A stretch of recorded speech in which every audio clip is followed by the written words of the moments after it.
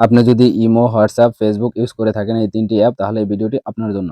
তো এটি করার জন্য আপনি ১ম এই ইমো যে অ্যাপসটি আছে এটা ওপেন করে নিবেন।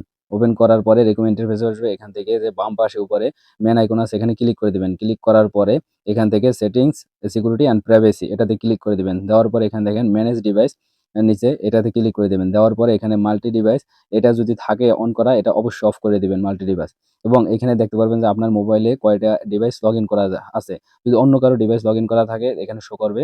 এখানে লগ আউট এ দিলে আপনি অফ করে দিতে পারবেন। আর এটা অবশ্যই মাল্টি ডিভাইস যেটা এটা অফ করে দিবেন। এটা অন করা থাকলে অফ করে দিবেন। তো এখন দেখাবো যে কিভাবে আপনি WhatsApp এরটা করবেন। তো এজন্য WhatsApp এটা ওপেন করে নিবেন। ওপেন করার পরে উপরে ডান পাশে 3 ডট মেনু আছে। এখানে ক্লিক করে দিবেন। ক্লিক করার পরে লিঙ্ক ডিভাইসে ক্লিক করে দিবেন এখান থেকে। লিঙ্ক ডিভাইসে ক্লিক করার পরে এখানে আপনি দেখতে পারবেন আপনার কতগুলো ডিভাইস অন্য কারোর যদি থাকে তো এখানে যদি থাকে আপনি এড করা থাকে দেখতে পারবেন।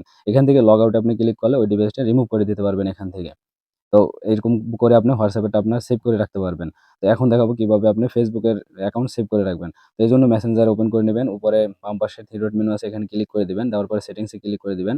তারপর নিচে স্ক্রল ডাউন করলে দেখতে পারবেন যে এখানে অ্যাকাউন্ট সেন্টার ক্লিক করে দিবেন এবং এখান থেকে দেখেন পাসওয়ার্ড অ্যান্ড সিকিউরিটি এখানে ক্লিক করে দিবেন। দেওয়ার পরে এখানে হোয়ার ইউ আর লগইন এখানে ক্লিক করে দিবেন। দেওয়ার পরে আবার আপনার Facebook এর এই যে উপরে এটা এখানে ক্লিক করে দিবেন।